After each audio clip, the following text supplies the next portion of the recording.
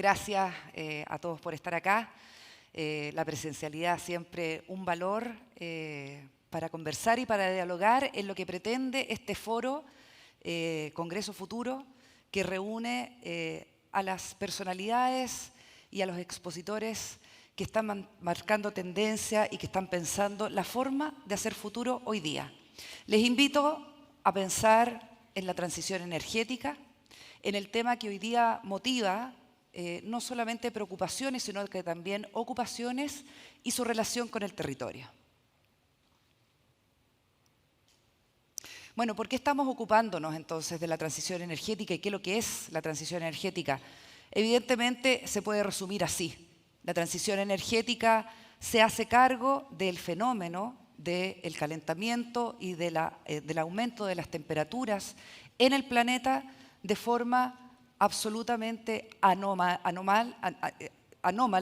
que ha en el fondo hecho que el planeta se vaya calentando cada vez más a propósito de nuestra actividad en distintos sectores y en distintos usos, y que por supuesto esto ha ido causando entonces, asociado a este aumento de actividad, desde además la revolución industrial y el descubrimiento del motor a carbón y luego en otros derivados del petróleo, el aumento de las emisiones de gases de efecto invernadero, más conocidas como los gases de CO2, de carbono.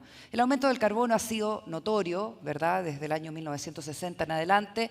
Solo tuvimos una baja en las emisiones de gases de efecto invernadero y de CO2. Fíjense, a propósito del evento que nos golpeó y que asociado al COVID, que hizo que básicamente disminuyéramos la actividad en el año 2020, y a propósito de ese hecho entonces tuvimos una disminución de los gases de efecto invernadero que hoy día causan los mayores problemas, ¿cierto?, de calentamiento global. Sin embargo, el año 2021 y seguramente el 2022 solo ha aumentado los índices, ¿cierto?, que tanto nos preocupan y que causan este efecto invernadero para no poder enfriar el planeta. Entonces tenemos un reto decisivo, ¿verdad?, determinante, no solamente para Chile, para toda la humanidad, y que seguramente hoy día es materia de estudio, de discusión, de diálogo de todas las naciones que están contribuyendo en mayor o en menor medida a este fenómeno del calentamiento global. La transición energética en general se ha basado en tres ejes. Los ejes que son la mirada más convencional, más tradicional, porque ya llevamos 15 años discutiendo al menos respecto de lo que son los desafíos de la transición energética. Vamos a hacer un repaso de qué es lo que significan esos ejes y por qué es necesario incluir otras variables de pensamiento crítico para efectivamente enfocar adecuadamente este desafío de cambiar la matriz energética, de cómo nosotros usamos y nos relacionamos con los energéticos que consumimos y que producimos, y dejar la lógica fósil para avanzar en una lógica sin emisiones y basados principalmente en energías renovables no convencionales.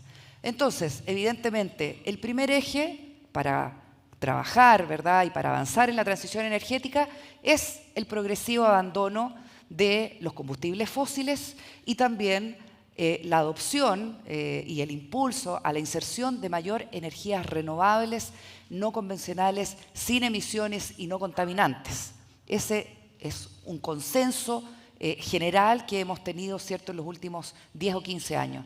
El segundo, consenso total, la eficiencia energética, entendida como la capacidad, ¿cierto?, de administrar eficiente y adecuadamente la producción y el uso de esa energía que nosotros necesitamos para básicamente siempre dos elementos esenciales: producir calor y movimiento, ¿verdad? Entonces tenemos también un foco en la transición energética, en la forma eficiente de estos consumos y por supuesto modificar esas pautas de consumo, que no significa simplemente acordarse de apagar el interruptor de la electricidad cuando uno sale de una habitación. Eso es un poco insuficiente. Hay que ir a más medidas de eficiencia energética y, por supuesto, poder trasladar energía que se produce en un momento del tiempo a otro momento del tiempo, almacenamiento, y también energía que se produce en un punto del territorio a otro punto del territorio para ser consumida. Esa es otra también medida de eficiencia energética. La tercera, la electrificación de los consumos. ¿Qué significa esto? Que en todos aquellos ámbitos en donde hoy día hay consumo de fósiles, llámese petróleo, gas, cualquier otro derivado, ¿cierto?, de la producción fósil, nosotros podamos ir reemplazando esto en el transporte, por ejemplo, en la calefacción, en la industria y, por cierto, en la matriz eléctrica que determina básicamente su producción en base a muchas fuentes o tecnologías que logran producir electricidad. Entonces, la electrificación de los consumos básicamente va a ser capaz de reemplazar aquellos consumos fósiles por consumos en base a electricidad suministrada por energías renovables y así poder entonces impactar positivamente esta matriz. Pero tenemos también un cuarto pilar, y este es el pilar del cual se habla menos. Y en este foro, hoy día, a propósito de las discusiones de futuro, quiero plantear el deber ético y el deber también científico de incorporar la variable de los territorios para efectivamente poder abordar adecuadamente el desafío de la transición energética. Esto no es un desafío técnico solamente o un desafío económico desde la eficiencia.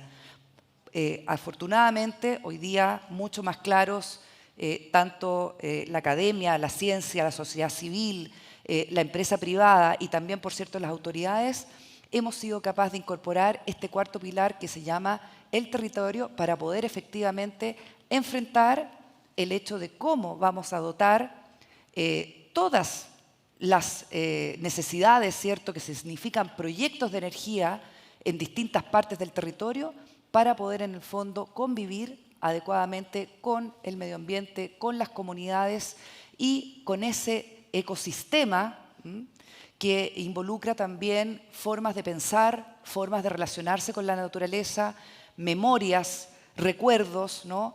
Y ese sinfín que en el fondo nos hace ser seres humanos. Entonces el territorio, básicamente, en distintas dimensiones y en distintas localidades, en distintos desafíos, en distintos continentes, y por eso tenemos esta lámina con el nombre del territorio en distintos idiomas, es fundamental y será fundamental para poder abordar el desafío de la transición energética.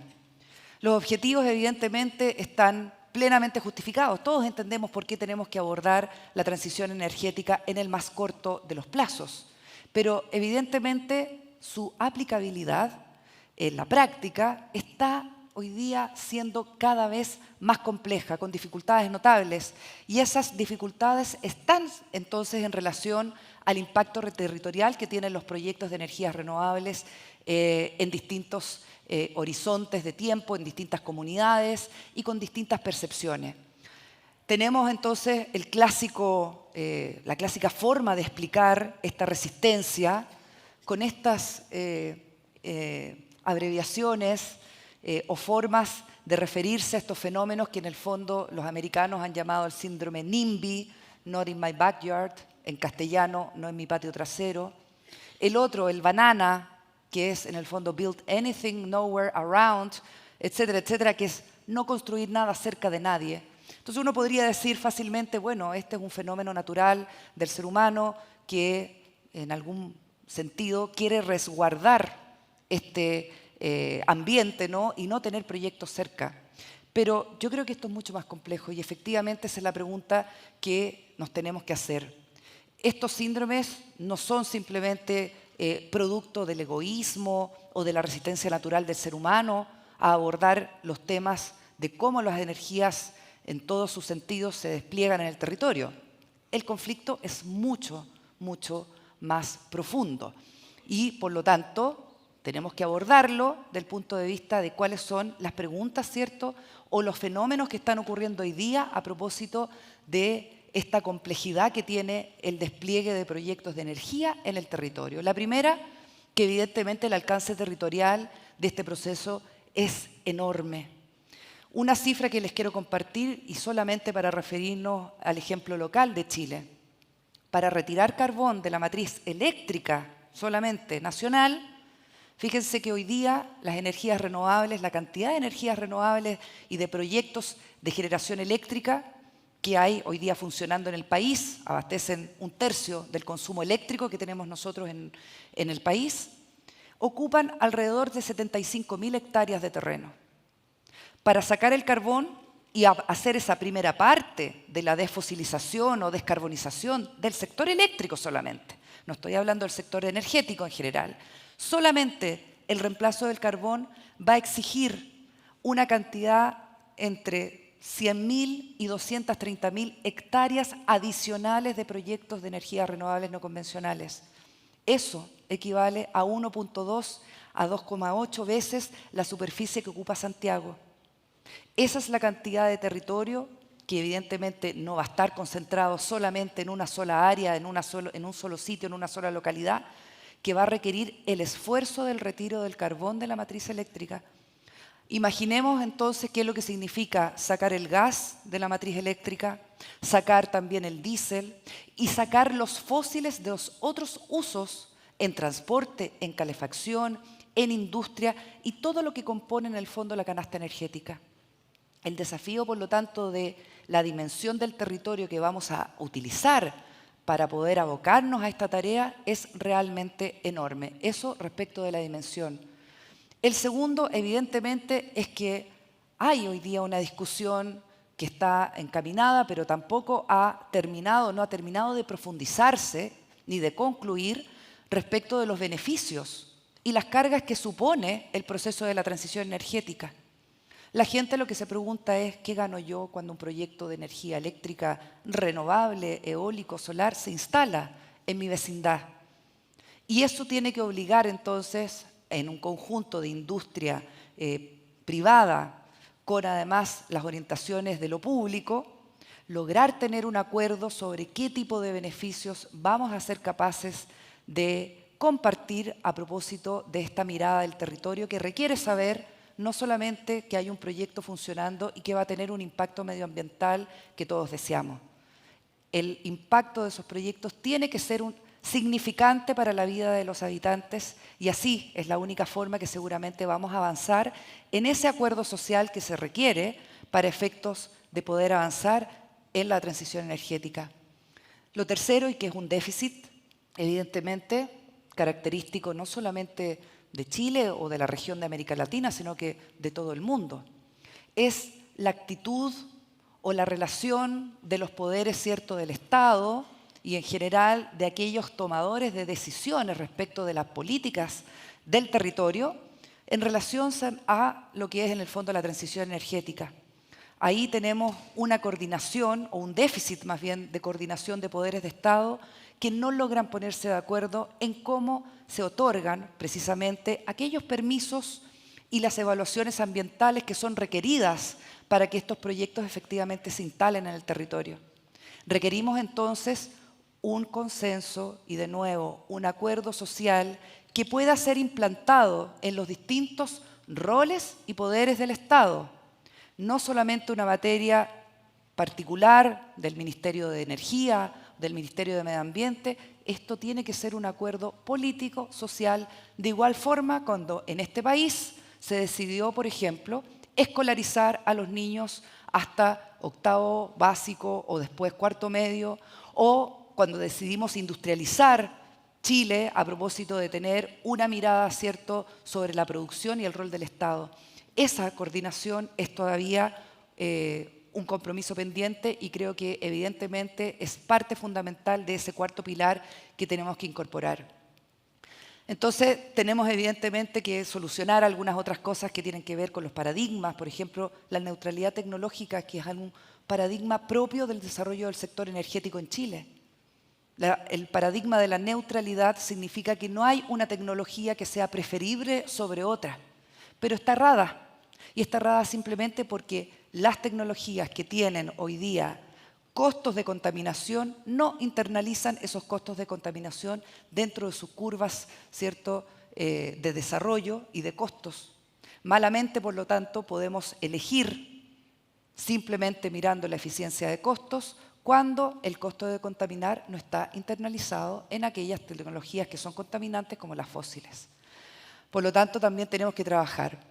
Finalmente, mi punto es que tenemos que avanzar claramente en el rol de la planificación y el ordenamiento territorial para entender algo muy sencillo: en qué lugares sí estamos de acuerdo como sociedad en instalar proyectos de esta naturaleza, aquellos que nos van a permitir hacer transición energética, disminuir la huella de carbono, evidentemente mitigar aquellas afectaciones y riesgos que tiene efectivamente el cambio climático en Chile y en el mundo, y donde no vamos a hacer proyectos porque hay un acuerdo social de mantener áreas protegidas o poblaciones o comunidades sin afectaciones, y eso no puede ser un esfuerzo que se haga uno a uno, proyecto a proyecto, compañía a compañía, comunidad a comunidad.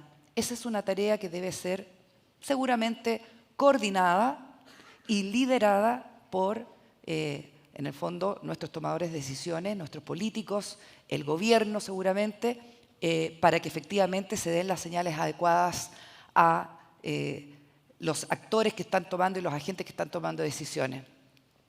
Hoy día estamos efectivamente decidiendo proyecto a proyecto, no hay una consideración global del territorio cuando decidimos hacer proyectos de energía renovables o cualquier otro proyecto que ayude a la transición energética, y tenemos procedimientos ambientales que distan hoy día de estar actualizados y seguramente con un punto además de la participación social que debe ser implementada. ¿Para qué? Para que la participación social que existe hoy día pueda ser algo que hoy día es más difícil, que es que sea simétrica. Ustedes que están sentados en la audiencia, ¿serían capaces de ir a evaluar un proyecto que tiene determinadas características de ingeniería, económicas, etcétera, porque son parte de una comunidad? Muchas veces esa asimetría hace menos valiosa la participación ciudadana y, por lo tanto, dotar de la igualdad de cancha para poder evaluar estos proyectos es también fundamental. ¿Para qué? Para que estos proyectos se legitimicen.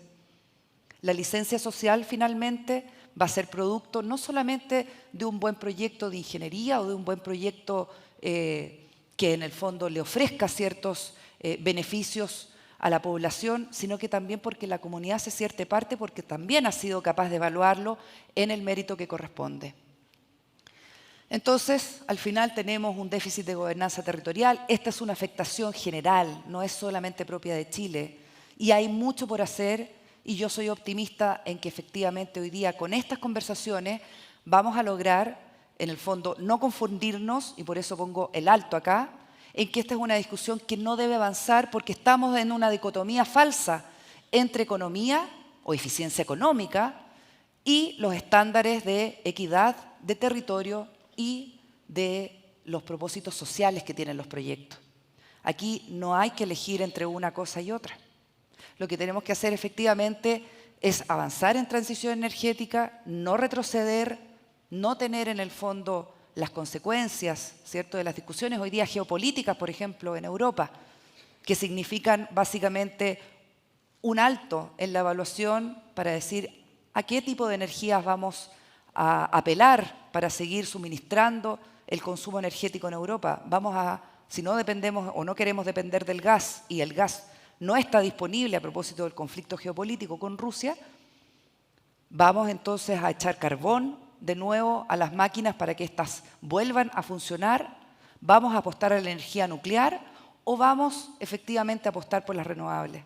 Europa ha hecho una apuesta muy significativa, ¿no?, y muy sólida respecto a las energías renovables, con un punto además esencial: el acuerdo social para el territorio y cómo los permisos sociales y permisos ambientales tienen que estar incorporados dentro de esta visión para ir acelerando, no judicializar los proyectos y seguramente tener la seguridad de que el plan de la descarbonización, que significa una serie de cantidad de inversiones y de proyectos y de una estatura, ¿no?, de inversiones e iniciativas, pueda efectivamente desarrollarse. Finalmente, no vamos a poder abordar el desafío de la transición energética sin el desafío del territorio, y la acción individual de los privados, la suma de las iniciativas que nosotros podamos hacer incluso como comunidad o como ciudadanos, no va a ser suficiente porque para eso efectivamente necesitamos, más allá de declaraciones, herramientas efectivas para poder lograr concretar este plan de desarrollo energético. Entonces, aquí estamos para inspirarnos, no solamente como una obligación, sino como una invitación a que este proceso tenga una visión de conjunto, tenga un liderazgo técnico, pero también tenga un liderazgo democrático.